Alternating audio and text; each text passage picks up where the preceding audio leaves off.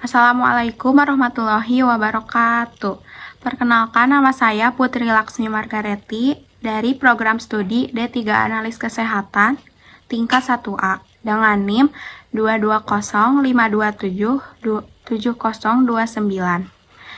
Pada kesempatan kali ini saya akan memaparkan materi tentang kesehatan mental, masalah, penyebab, dan solusinya.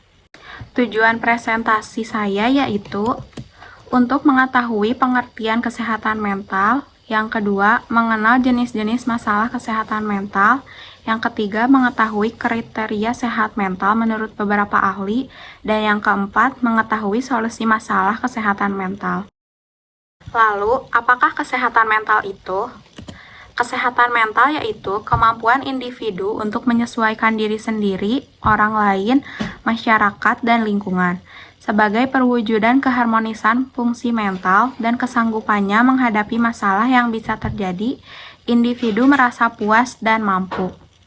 Kesehatan mental merupakan terwujudnya keserasian yang sungguh-sungguh antara fungsi kejiwaan dan terciptanya penyesuaian diri antara manusia, dirinya, dan lingkungan, berlandaskan keimanan dan ketakwaan serta bertujuan untuk mencapai hidup yang bermakna dan bahagia di dunia dan di akhirat. Selanjutnya, jenis masalah kesehatan mental. Apa saja sih jenis masalah kesehatan mental itu? Yang pertama, ada kecemasan. Gangguan kecemasan merupakan salah satu gangguan kesehatan mental yang serius.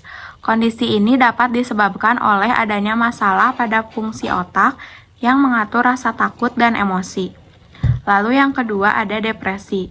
Depresi adalah suatu kondisi medis berupa perasaan sedih yang berdampak negatif terhadap pikiran, tindakan, perasaan, dan kesehatan mental seseorang. Dan yang ketiga ada skizofrenia. Skizofrenia adalah gangguan jiwa yang ditandai dengan gangguan proses berpikir dan tanggapan emosi yang lemah. Selanjutnya, ada beberapa penyebab masalah kesehatan mental. Yang pertama yaitu peristiwa traumatik, seperti kekerasan dan pelecehan seksual. Lalu, kehilangan orang tua atau disia-siakan di masa kecil. Yang ketiga, kurang mampu bergaul dengan orang lain. Yang keempat, perceraian atau ditinggal mati oleh pasangan. Dan yang kelima, perasaan rendah diri, tidak mampu, marah, atau kesepian. Kriteria sehat mental menurut beberapa ahli. Menurut WHO atau World Health Organization, yang pertama dapat menyesuaikan diri secara konstruktif pada kenyataan. Yang kedua, memperoleh kepuasan dari usahanya. Yang ketiga, merasa lebih puas memberi daripada menerima. Yang keempat, hubungan antar manusia, saling menolong dan memuaskan. Yang kelima, menerima kekecewaan sebagai pelajaran untuk memperbaiki yang akan datang. Yang keenam, mengarahkan rasa bermusuhan pada penyelesaian yang kreatif. Yang ketujuh, mempunyai rasa kasih sayang. Menurut Abraham Maslow, yang pertama yaitu memiliki persepsi yang akurat terhadap realitas, yang kedua menerima diri sendiri, orang lain, dan lingkungan, dan yang ketiga spontan, sederhana, dan wajar. Lalu menurut Marion Jahoda yaitu yang pertama sikap positif terhadap diri sendiri, yang kedua tumbuh kembang dan aktualitas diri, 3 integritas, 4 otonom, 5 persepsi realitas, dan yang keenam menguasai lingkungan. Keadaan sehat atau sakit mental dapat dinilai dari keefektifan fungsi perilaku yaitu yang pertama, bagaimana presentasi kerja yang ditampilkan oleh individu baik proses maupun hasilnya. Lalu yang kedua, bagaimana hubungan interpersonal di lingkungan di mana individu berada. Lalu yang terakhir, bagaimana individu menggunakan waktu senggangnya. Individu yang sehat mental dapat menggunakan waktunya untuk hal-hal yang produktif dan positif bagi dirinya dan lingkungannya. Ruang lingkup kesehatan mental meliputi kesehatan mental dalam keluarga. Peran keluarga dalam pendidikan anak sangat besar. Hal ini pun berlaku untuk kesehatan mentalnya, di mana pasangan suami istri ditantang untuk bisa mengelola keluarga untuk menciptakan keluarga yang memiliki keadaan sangat baik, di mana pasangan suami istri inilah yang memang memiliki pondasi agar kehidupannya ke depan berjalan dengan baik. Jika keadaan pasangan baik, maka akan berfungsi untuk mengembangkan mental yang sehat dan menularkan ke anggota keluarga lainnya. Berikutnya, kesehatan mental dalam kehidupan politik.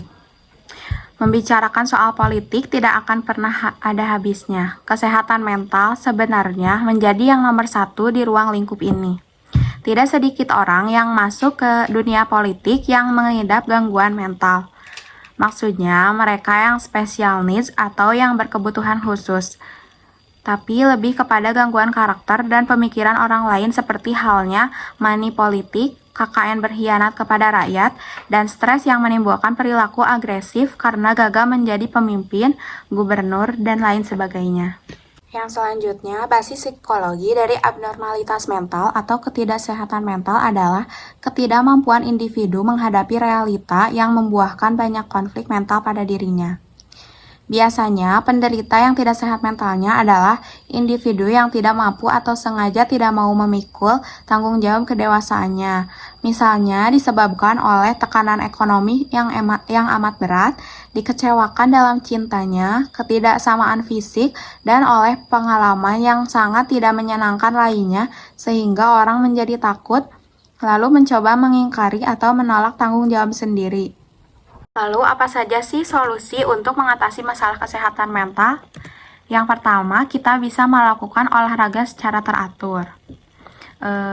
Bisa dengan waktu singkat, misalnya setengah jam atau 30 menit. Lalu yang kedua, makan sehat dan teratur. Yang ketiga, tidur yang cukup, tidak boleh begadang. Yang keempat, meditasi. Yang kelima, menulis di jurnal. Dan yang keenam, mengurangi konsumsi kafein. Yang ketujuh, tetap terhubung dengan orang yang tersayang. Yang kedelapan, kurangi stres. Yang kesembilan, menjaga konsentrasi. Yang kesepuluh, lakukan hal yang positif, seperti kita melakukan hobi. Lalu yang terakhir, mengunjungi psikiater atau psikologi. Kita bisa konsultasi dengan beliau. Sekian presentasi yang dapat saya sampaikan. Mohon maaf bila banyak kesalahan karena saya masih dalam tahap pembelajaran. Billahi taufiq wal hidayah. Wassalamualaikum warahmatullahi wabarakatuh.